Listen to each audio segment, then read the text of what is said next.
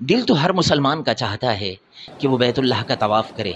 وہ حج بیت اللہ کرنے کے لیے جائے، وہ اللہ کے گھر کی زیارت کرے، وہ اس بیت اللہ کی آنکھوں سے جا کر کے زیارت کرے جس کی طرف منہ کر کے وہ روزانہ 5 وقت نماز پڑھتا ہے۔ لیکن ہر ایک کے نصیب میں یہ چیز نہیں ہوتی۔ بہت سارے مالدار ایسے ہیں جن کو اللہ نہیں بلاتا، بہت سارے لوگ ایسے ہیں جن کی کوشش ہوتی ہے، وہ جانا چاہتے ہیں مگر پھر بھی ان کو اجازت نہیں ملتی ہے، کہیں کاغذات میں رکاوٹ آ جاتی ہے، کہیں ان کی پرچی میں ان کا نام نہیں نکلتا ہے، تو جس کو اللہ رب العالمین بلاتا ہے وہی اس کے گھر جاتا ہے۔ تو مال اور دولت کا اس سے کوئی تعلق نہیں ہے۔ لیکن یہاں پر میں آپ کو ایک چیز ایسی بتانا چاہوں گا کہ اگر آپ حج بیت اللہ کے لیے، اللہ کے گھر کی زیارت کے لیے نہیں جا سکے ہیں، وجہ کوئی بھی رہی ہو، تو یہاں پر رہ کر بھی اللہ کی رحمت سے یہ ثواب اور یہ اجر حاصل کیا جا سکتا ہے۔ گھر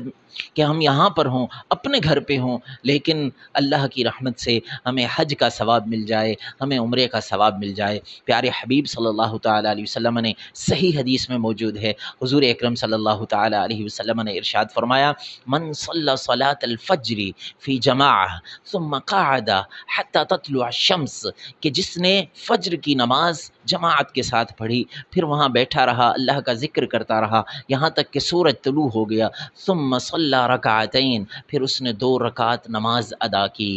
كانت له كأجر حجة وعمرة تامة تامة تامة۔ پیارے حبیب صلی اللہ تعالیٰ علیہ وسلم نے ارشاد فرمایا، ان 2 رکعت پڑھنے کا اس ترتیب سے، اس انداز میں مسجد میں بیٹھ کر اللہ کا ذکر کرنے، بیٹھے رہنے اور سورج کے طلوع ہونے کا انتظار کرنے اور پھر 2 رکعت نماز پڑھنے کا، اللہ رب العالمین اس کو یہ اجر و ثواب عطا فرمائے گا، ایک حج کا مکمل کامل ثواب عطا فرمائے گا اور ایک عمرے کا کامل ثواب۔ اور حضور صلی اللہ علیہ وسلم نے فرمایا، 3 مرتبہ فرمایا، تامتن تامتن تامتن، کامل ثواب ملے گا، کامل حج کا ثواب ملے گا، کامل عمرے کا ثواب ملے گا۔ لیکن یاد رکھیں، حج پر جانے کی، عمرے پر جانے کی، حضور کے گھر حاضر ہونے کی، اللہ کے در پہ حاضر ہونے کی، وہاں کی تو بات ہی کچھ اور ہے، وہاں کے تو مزے ہی کچھ اور ہیں، وہاں کی تو رونقیں ہی کچھ اور ہیں، وہاں جا کر عبادت کرنے کا مزہ ہی کچھ اور ہے، وہاں کا تو اجر و ثواب ہی کچھ اور ہے۔